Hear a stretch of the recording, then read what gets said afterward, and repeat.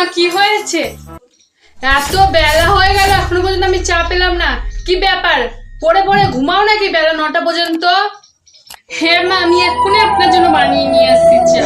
আসলে কি বলেন তো, কালকে রাত্রে বাবুটার খুব জ্বর এসেছিল, তাই ঘুমাতে অনেক রাত হয়ে গেছে, তাই যে সকালে উঠতে না অনেক বেলা হয়ে গেছে।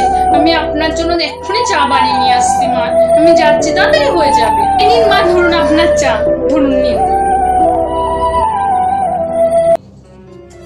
শোনো বৌমা, ছোট ছেলের জন্য পরোটা আর আলু ভাজা করবে, আর তোমার শ্বশুরের জন্য রুটি আর একটা সবজি করবে, ও তেলের জিনিস খাবে না। আর ছোট বৌমার জন্য স্যান্ডউইচ করবে, ও তো তেলের এইসব ভাজাভুজি কিছু খায় না। হ্যাঁ মা, আমি এক্ষুনি বানিয়ে দিচ্ছি। আর আমার জন্য ভাত আর মাছের ঝোল করবে, সময় মতো যেন সবকিছু খাবার টাবার পায়। সব খাবার হ্যাঁ বানিয়ে দিচ্ছি, হয়ে যাবে মা, তাড়াতাড়ি। মামনি, ও মামনি। কি হলো ছোট বৌমা, কি হলো? আমি এখনো বেডটি পাইনি কেন? কেন আমার মা বিয়ের আগে তোমাকে বলেনি যে আমার বেডটি ছাড়া ঘুম ভাঙে না, বেডটি না খেলে আমার ঘুম ভাঙে না? তা সত্ত্বেও আমার বেডটি দিতে এত লেট কেন? তোমাকে এখনো বড় বৌমা বেডটি দেয়নি? বড় বৌমা, ও বড় বৌমা। হয়েছে মা, কি হয়েছে? এলেন মহাদানি, ঢেলতে দুলে এলেন, এখনো কেন ছোট বৌমাকে বেডটি দাওনি তুমি? হ্যাঁ আমি ছোট এক্ষুনি বেডটিটা বানিয়ে দিচ্ছি, আসলে ঠাকুরপো খেয়ে অফিস যাবে না, তাই তাড়াতাড়ি ওর খাবারটা রেডি করছিলাম। হ্যাঁ আমি এক্ষুনি বানিয়ে দিচ্ছি। তবে চড়ে ফিরে বেড়ালে কি করে ছোট বৌমার সেবা যত্ন হবে? ছোট বৌমাকে তাড়াতাড়ি এনে বেডটি দাও। তুমি জানো না ছোট বৌমা বেডটি ছাড়া ঘুম থেকে উঠতে পারে না? কি বলুন তো, সব এক হাতে বানিয়ে দিকে না আমি মাথা থেকে বেরিয়ে গেছে। আমি বানিয়ে দিচ্ছি, তাড়াতাড়ি হয়ে যাবে ছোট। হ্যাঁ এক্ষুনি বানিয়ে দিচ্ছি আমি বেডটিটা, তাড়াতাড়ি বেডটি নিয়ে আনো। বৌমা বসে, তুমি রাগ করো না ছোট বৌমা, ও জানোই তো মহারানী বলে কথা, ওর হেলতে দুলতে 12 মাস লেগে যায়। তুমি রাগ করো না বৌমা, রাগ করো না মা, আমার লক্ষ্মী মা। কাল থেকে যেন সকাল সকাল আমার ঘরে আমি বেডটি পেয়ে যাই। বৌমা, আমি দোকানে সব থেকে দামি শাড়িটা তোমার জন্য নিয়ে এসেছি মা, দেখো তো এই শাড়িটা তোমার পছন্দ হয় কিনা মা। এই নাও মা, দেখো দেখুন পছন্দ হয় কিনা।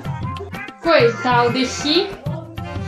হ্যাঁ আমার ভালো লেগেছে শাড়িটা, পছন্দ হয়েছে মানে শাড়িটা।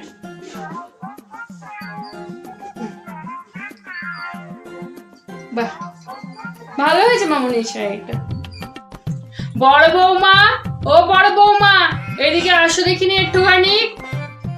কি বলছেন মা? তোমাদের জন্য দুটো শাড়ি নিয়ে এসেছি, ছোট বৌমারটা ছোট বৌমাকে দিয়ে দিয়েছি, এই নাও এটা তোমার জন্য নিয়ে এসেছি। তখন আবার বলবে শাশুড়ি ভালোবাসে না, শাশুড়ি দরজার, এক বৌমাকে দিয়েছে আর এক বৌমাকে দেয়নি। এই নাও তোমার জন্য এই শাড়িটা নিয়ে এসেছি, নাও তুমি ধরো। আমার খুব পছন্দ হয়েছে, হ্যাঁ খুব ভালো হয়েছে মা শাড়িটা। এ কি মা, তুমি ছোটদার বোর জন্য দামি শাড়ি আর বড়দার বোর জন্য তুমি কমা শাড়ি নিয়ে এসেছো কেন?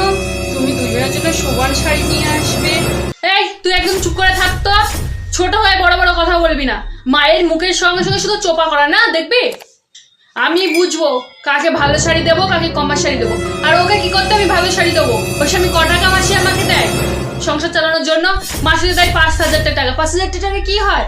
আর আমার ছোট ছেলে মাসে 50,000 টাকা দেয়, তো আমি ভালো শাড়িটা ওকে দেবো না? ছোটদা বেশি টাকা দেয় বলে এই সংসারে তুমি ছোটদার বোর জন্য দামি শাড়ি নিয়ে আসবে, আর বড়দা কম টাকা দেয় বলে বড়দার বোর জন্য তুমি কমা শাড়ি নিয়ে আসবে? এমনিই তো বড়দার বোর সারাদিন এই সংসারের জন্য কত কিছু কর। ঠাকুরজি তুমি মার সাথে ঝগড়া করো না, তোমার দাদা মাসে 5,000 টাকা দেয়। 5,000 টাকায় কি হয় বলো? কিচ্ছু হয় না। না বৌদি, বলতে দাও আমায় আজকে। ওর স্বামী মাসে 5,000 টাকা দেয়, ওকে সারা বছর ঝিয়ের কাজ করতে হবে। যার স্বামী যেমন ইনকাম করবে তাকে সেই সংসারে সেমনভাবে কাজ করতে হবে। ওর স্বামী মাসে 5,000 টাকা দেয়, তাই ওকে বাড়িতে ঝিয়ের কাজ করে সেটা উসুল করতে হবে। আর আমার ছোট্ট ছেলে মাসে 50,000 টাকা দেয়, তাই ওর বউ এই সংসারে রানীর মতো বসে খাবে। বুঝলি? তুই এই সংসারে নাক গলাবি না। বলতে গেলে তো তুমি চুপই করে দেবে। সকাল থেকে উঠে সেই রাত টাকা ওই সংসারটা সামলাচ্ছে, তুমি ছোট বৌদি পায়ের ওপর পা তুলে তো বসে হুকুমি করে যাও। যার স্বামী যেমন ইনকাম করবে তার বউ সেভাবে চলবে। আমার স্বামী ইনকাম করতে পারে না, তো আমাকে তো এই সংসারের কাজ করতেই হবে বললো। আর তাছাড়া আমার বাবার বাড়ি থেকে দেওয়ার ক্ষমতাও নেই যে ওই বাবার বাড়ি থেকে কিছু দেবে। আর আজ যদি বলো শাড়ির কথা, আমার এই শাড়িটা অনেক ভালো লাগছে। দেখো এই শাড়িটা খুব সুন্দর। ছোটর মতো ওই শাড়ি আমার গায়ে ভালো লাগবে না, আমার গায়ে ভালো লাগবে না। যার গায়ে যেটা মানায় বলো, আমার গায়ে এই শাড়িটাই ঠিক আছে, আমাকে এই শাড়ি পরলেই ভালো লাগবে। তুমি মায়ের সাথে ঝামেলা